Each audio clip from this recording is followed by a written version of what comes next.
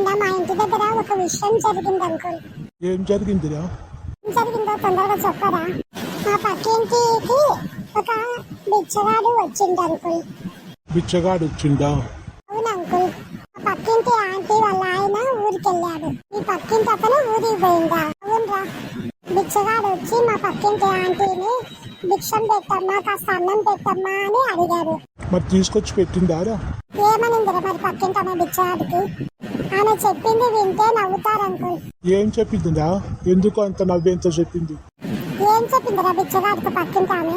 మా పక్కింటి వాళ్ళ ఇంట్లో అంకుల్ అంటే రోజు వంట చేసేది. అవునా? ఆమె చేయదా? పక్కింటి అంకుల్ వంట చేస్తాడు వాళ్ళ ఇంట్లో. అవును అంకుల్. అవునరా, రోజు మా అంకుల్ పక్కన ఇంట్లో వంట చేసేది. మీ పక్కనింటి అంకుల్ ఊరికి పోయిండు కదా? వంట ఎట్లా చేసిందిరా మీ పక్కింటి ఆంటీ? అదే చెప్తున్నాను, ఆ జరిగిన విషయం చూస్తే నవ్వొస్తుంది. బిచ్చగాడు బిచ్చం అడగగానే మా పక్కింటి ఆంటీ ఏమనిందంటే, ఏమనిందిరా? త్వరగా చెప్పరా సాగదీయకుండా. మా పక్కింటి ఆంటీ ఈ రోజు మా ఆయన ఊరికి పోయినాడు, వంట చేయకుండా పోయిండు, అందుకే ఇంట్లో ఏమీ లేదు, వంట లేదు కాబట్టి అని బిచ్చగాడితో చెప్పింది. మరి దానికి బిచ్చగాడు ఏమన్నాడు? మరి ఆ మాటలకి ఏమని అడిగిందిరా బిచ్చగాడు?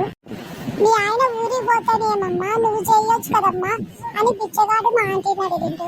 మరి మీ పక్కింటి ఆంటీ ఏం చెప్పింది? ఇప్పుడు మా పక్కింటి ఆంటీ బిచ్చగాడితో, నువ్వు పోయి ఆడక తిని వచ్చినది ఇక్కడికి తీసుకొని వచ్చి నాకు కూడా కొద్దిగా పెడితే నేను కూడా తింటాను అని చెప్పింది. బిచ్చగాడితో అడక్కొచ్చినది ఈమె కూడా కొద్దిగా పెడితే నేను కూడా తింటాను, అడుక్కొని రా అని చెప్పిందా? అవును అంకుల్, అలాగే చెప్పింది. ఇదే ఇంకా ఇలా చెప్పింది. అది విని నాకు నవ్వొచ్చింది. ఆ మాటలు విన్న బిచ్చగాడు మా ఆంటీ ముఖం పక్క ఎగాదిగా చూశాడు. నువ్వేం మనిషి బమ్మ, నన్ను బిచ్చం ఎత్తుకొని వచ్చి నీకు కూడా పెట్టాలనా, నేను బాగా చెప్పినవులేమ్మో అని వెళ్ళిపోయాడు అక్కడి నుంచి. ఈమెం మనిషిరా ఇలా చెప్పింది. వింటేనే నవ్వొస్తా ఉంది.